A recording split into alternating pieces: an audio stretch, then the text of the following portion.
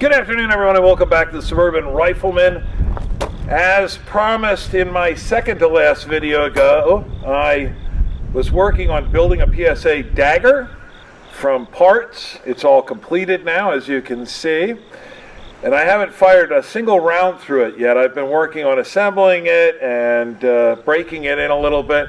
This pistol's lubricated, just so that you know, it's lubricated a bit more than I would normally run a Glock or a Glock clone, but it isn't really broken in yet, so it's pretty wet. It's wetter than I would normally run a Glock. Hopefully in an effort to help it make its way through the first couple hundred rounds and get broken in. So in this video we're going to fire 100 rounds of ammo. I've got some CCI Blazer, 124 grain full metal jacket, brass cased, and I've got a box of reloads. This is in federal brass, CCI primers, I think, and 115 grain full metal jacket. So we're going to fire 250 round boxes through the Dagger, and I have, just for reliability's sake, a selection of Glock magazines. Not nearly as many as I was hoping to, because apparently most of the stuff that I got out this morning before coming over here never made it into the bags. But I've got two really old Gen 2 Glock 17 mags, and I've got two of these baby shit brown Glock 19 mags. So these are obviously Gen 5. They're not really Gen 5. I guess they're Gen 4 mags. So I'm going to get loaded up and we'll take our first shots. Now, what I didn't explain in my last video was I have a logbook made up. I'm going to document every single round that goes through this pistol. However far we take this, however many thousands of rounds. Document every round fired. We're going to document every stoppage, every parts breakage, the cost of repairing any parts breakages that might happen. But what I didn't explain, and more importantly, and the reason I'm doing this on a weekly basis, is I am going to photo document every single round that goes through this pistol. Is going to end up on camera, and you're going to be able to see it. Because one of the biggest complaints you see when somebody goes and buys an affordable pistol, like the PSA Dagger, and stands up here and goes, "Oh yeah, this thing's great, I got about 6,000 rounds through it now." Everybody just goes, well, that's bullshit, because there's no proof of that. No doubt some people have fired. Actually, there was one series of videos where a bunch of gun tubers passed around a Dagger. I think they put 7,500 rounds through it, all told, and they documented it pretty well. But there are a lot of bullshit round counts out there, and people call people out on it all the time, and I want it to be absolutely verifiable that however many rounds we get to with this pistol, you're going to see every single shot on camera. So let me load these up and then we'll start shooting. I'm going to shoot a couple mags, then my dad will shoot a couple mags. We're going to go through 100 rounds in this video. I've got 2 more boxes of ammo for the next video. We're going to put another 100 rounds through it. By the time we get to 200 rounds, then we'll take the pistol apart at the end of the next video and take a look at the guts and see what kind of condition it's in, if there's any weird wear or anything like that. So stay tuned. I guess he's just going to sit there with the engine running. Okay, so here's the inaugural shots with the PSA Dagger. I've got the black magazines loaded up with the CCI Blazer brass case, 124 grain bullets, and I've got these brown magazines loaded up with the reloads. I think these are 115 grain FMJs. I got 4 magazines loaded up. Here we go. These are the very first shots out of the PSA Dagger.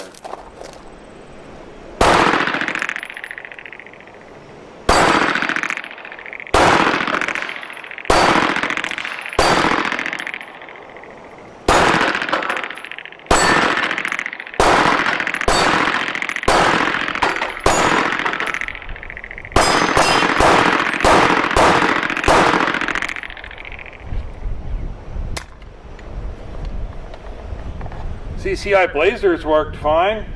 Let's try these reloads out.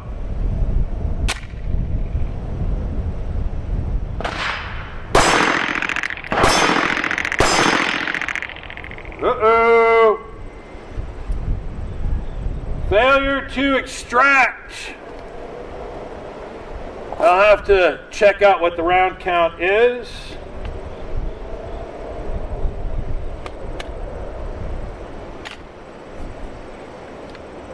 Failure to extract. Huh? I got the reloads. Yeah. It could be the fault of my reloading. So with my dad's reloads, we didn't just have a failure to eject, we had a failure to extract. There was a round that was stuck tight in this barrel. Now, I want to point out right away, and this can be a million videos, hopefully, coming up, so I'm going to explain all the parts that I've used in this build in greater depth. I would like to point out this is not a Palmetto State Armory barrel.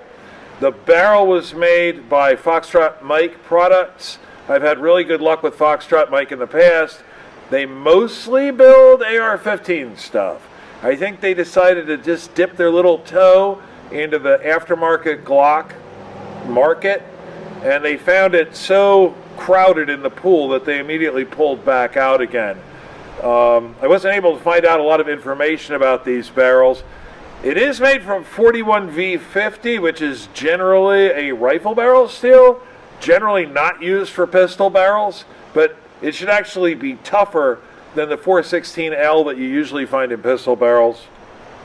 Not that toughness would really have anything to do with chamber dimensions or anything, but anyway, we got the jam cleared and we're going to continue the test. Yeah.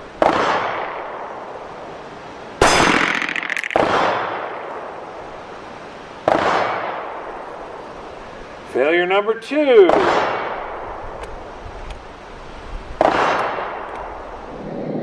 So just a couple of really quick notes on this build because I forgot to mention them in the video, and then we'll get right back to shooting. I did not use a PSA Dagger recoil spring assembly. I went ahead and bought a regular Glock factory recoil spring assembly. So this is a Glock recoil spring and a plastic guide rod. The PSA Dagger recoil spring assembly is actually a little bit cheaper than this one. This costs like $10, and I think the Dagger recoil spring assembly costs like $8. But I really, unlike a lot of people, I really don't like stainless steel guide rods, especially when they're in conjunction with these sort of flat recoil springs, because they make this horrible screeching noise, which sounds like fingernails on a chalkboard to me. And I figure the Glock was designed to run with a polymer guide rod, so that's just fine with me. So we looked at the slide and the frame, and I talk a little bit about the barrel in this video, but one other change that I made from the standard Palmetto State Armory Dagger is I put a Glock 19, well, Glock, there's no differentiation between models. I used a Glock OEM backplate on here.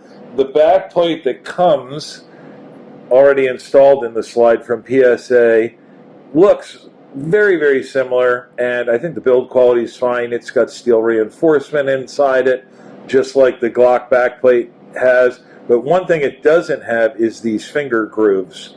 When you're disassembling the slide, and no YouTube, I am not teaching anyone how to disassemble a pistol, but in disassembly of the slide, you're really supposed to cover the backplate with your thumb and slide it using thumb pressure to retain all the spring-loaded stuff that's in the back here. And I just had real problems getting purchase with my thumb on this smooth backplate. So I put a Glock backplate in there. I don't know, that costs like $6, I think, something like that. But that's another non-standard part. Now, let's get back to shooting. All right, so that time we had a failure to go into battery. The trigger was just snapping. The barrel never went, the slide never went completely home. So it may be the pistol, it may be this Foxtrot Mike barrel, or it might be my dad's hand load. So I just so happen to have another mag full of CCI Blazer brass case here. We know that that ran on the first magazine. Let's see if it runs now. Then we'll maybe have a better idea of whether it's the pistol or the ammo. Here we go.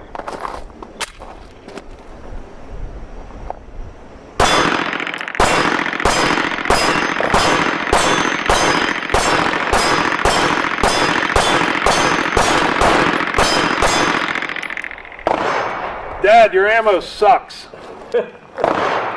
All right, I don't know how many rounds that was. That was all I have. That was 50. Oh, no, wait, we have a little bit more of the CCI Blazer. Let's shoot up the rest of that. I'll count up these rounds. So here's the last of the CCI Blazer brass case, 124 grain. We're going to let the old man shoot this because he's thinking about building one of these himself. Okay, I can do pretty much what I want, unless it's not what my wife wants. Oh, well, that, yeah. Let's not be insane. You don't have a death wish.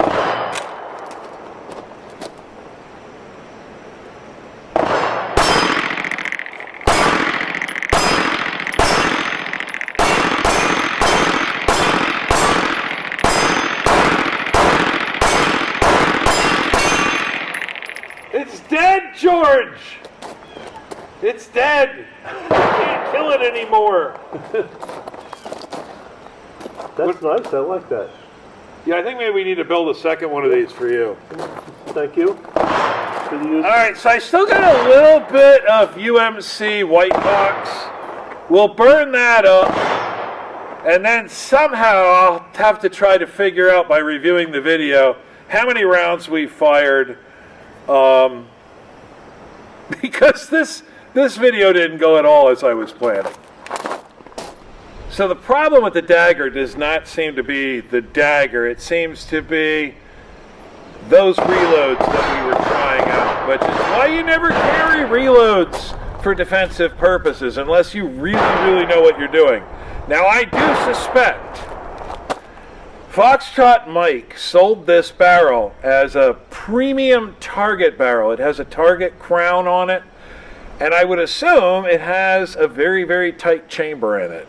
And I am assuming that those reloads are just a tiny little bit too big for this chamber, because we've had no problems with factory ammo. So we've switched back to Remington UMC white box. We'll definitely have more than 100 rounds through this pistol by the end of the day, but it's going to be a little difficult to calculate. I'm going to have to go through and like count individual shots, or try to... Well, I guess we can just count how much 9mm we have left at the end of the day, except I don't know how many rounds we fired through the Beretta. Oh, I can... It's a mess. Anyway, I'll figure it out. So we're going to let the old man shoot another mag full of this.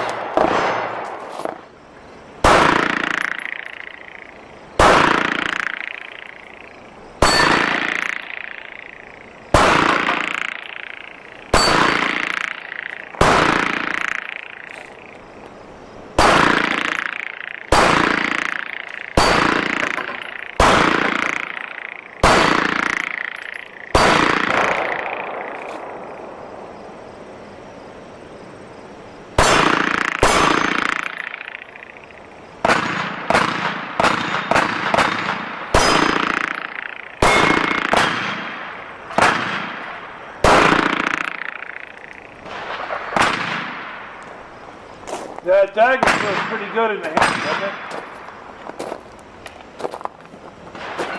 I like the feel of this. It's a lot more ergonomic than a Glock 19. In my opinion, Palmetto State Armory really nailed the ergos on these daggers. I hemmed and hawed between the full-size frame and the compact frame, but I already have the Glock 19X. So I decided to go with the standard 19 size compact frame. Yeah, I like that. We'll just burn off the last of the factory 9mm we have here.